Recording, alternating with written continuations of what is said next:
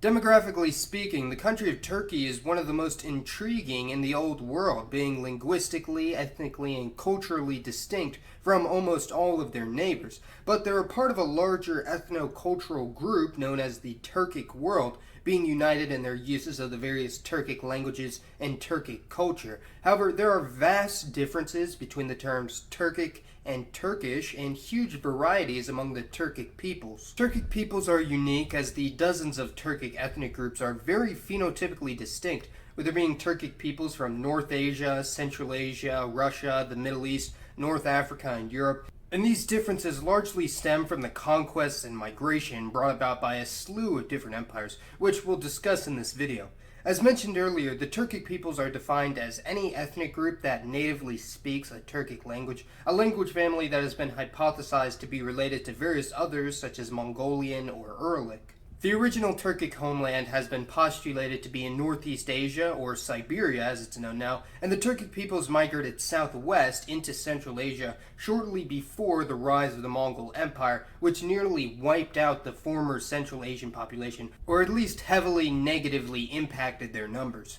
When the Turkic peoples migrated into these territories in the 8th century AD, they gradually assimilated and mixed with the old people groups that lived there, an Indo-European population who were intermediate between the Iranians of the Middle East and Slavic peoples of Eastern Europe. However, the Turkic languages would become dominant in all of Central Asia, replacing the Indo-Iranian languages. The original Turkic peoples that lived in Siberia are actually still around, and their phenotype is fairly North Asian, and most of the various ethnicities can be seen as shades of purple on this map, with the Yakuts, Tuvans, Altais, and Caucasus. These groups are all located in modern Russia, and Yakuts and Caucasus are mostly Russian Orthodox, while the Altai are split between Orthodoxy and animistic religions, while the Tuvans are overwhelmingly Buddhist. The Central Asian Turks, on the other hand, are almost entirely Muslim, and most of these groups actually have their own countries, such as the Kazakhs, Kyrgyz, Turkmen, and Uzbeks, although the Karakalpaks of Uzbekistan,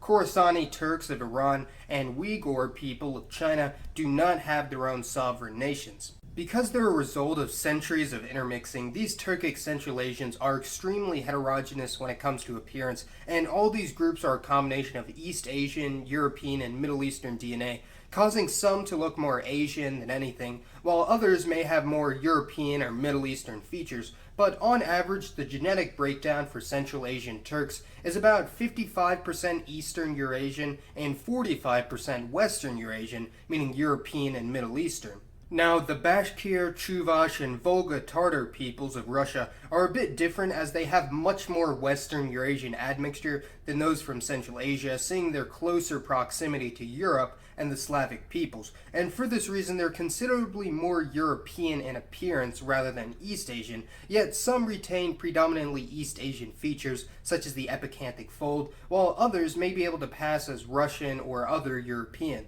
The Bashkirs and Tartars are also mostly Muslim, although with small atheist and Christian minorities, while the Chuvash are overwhelmingly Orthodox Christian and have a much greater Western Eurasian gene pool and generally identify more with Europeans than other Turkic peoples, despite speaking a Turkic language. The Nogay people are another phenotypically Central Asian Turkic group, mostly from the Caucasus region of Russia, being the successors of the Nogay Horde, which were the successors of the Golden Horde, which was one of the many successors of the Mongol Empire. Now, this brings us to the westernmost division, that being the many Turkic people groups of the Middle East, North Africa, and Europe, who are without a doubt the most numerous and possibly most influential in the modern era. But how did a language native to North Asia end up in Southeast Europe and Anatolia? The Oghuz Turks migrated from Central Asia around the 10th century AD and established the Seljuk Empire, spanning almost all of the northern Middle East. However, they were largely a dominant minority, with the initial number of Central Asian migrants being fairly small.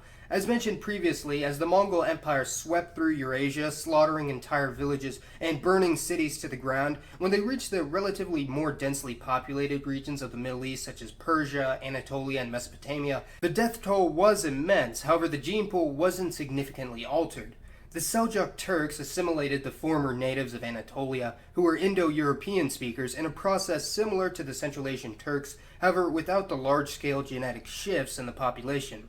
The Middle Eastern Turks are clearly far different in appearance than the Central Asian Turks, with various sources stating that Central Asian admixture on average is around 5 to 20%, meaning that Eastern Eurasian admixture among Turkish people is minimal when compared to Kazakhs or Uzbeks. The Middle Eastern Turkic people groups are almost all remnants of the former Ottoman Empire, which spanned a very large area including almost all of Southwest Asia, most of North Africa and the Balkans, and as such have huge degrees of admixture from the various native peoples that surround them. The largest Turkic group would have to be the Turks from Turkey proper, which is also known as Anatolia or Asia Minor, who make up around 70% of the Turkish state and are dominant in the Turkic world. There are also minorities of ethnic Turks in many areas of the former Ottoman Empire, especially in the Balkans, making up a little under 10% in Bulgaria, with smaller amounts in places like Macedonia, Albania, the former Yugoslavia, and the island of Cyprus. There are also Turks in northern Mesopotamia and the Levant, including Iraq, Lebanon, and Syria, and the region of Turkmeneli, and are known as Turkomen or Turkmen,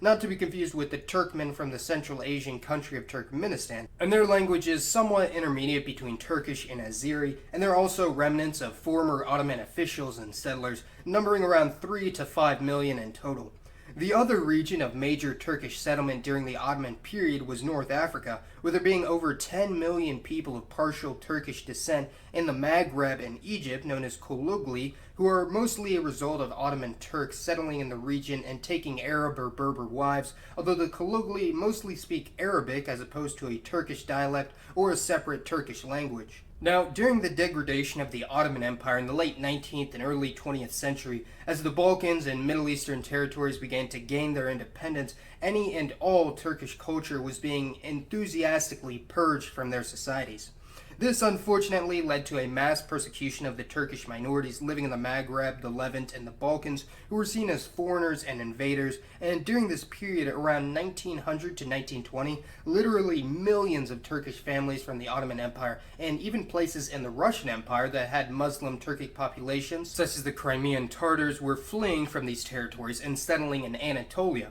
Even after the dissolution of the Ottoman Empire and the independence of the Balkan countries, non-Turkic Islamic minorities such as Muslim Greeks, known as Romaika, Muslim Bulgarians, known as Pomaks, or Bosniaks, who were Muslim Slavs, still poured into Turkey in large numbers, fearing the backlash and anti-Islamic sentiments in these newly independent countries. These migrants were known as muhajirs and were essential to the Turkish population, being one of the main reasons for the extreme population growth in Turkey in the 20th century, with the population growing exponentially after 1920. The population of Turkey exploded from only 10 million in 1920 to almost 80 million today, a change of 800%, with the unusually high growth rates being contributed to the expatriation of ethnic Turks and other Muslims from the former Ottoman Empire, and exceptionally high birth rates, which you can see when compared to a country like Germany, whose population has remained fairly stagnant in the past 60 years, while Turkey's has skyrocketed during the same period, although birth rates have lost considerable momentum in recent times.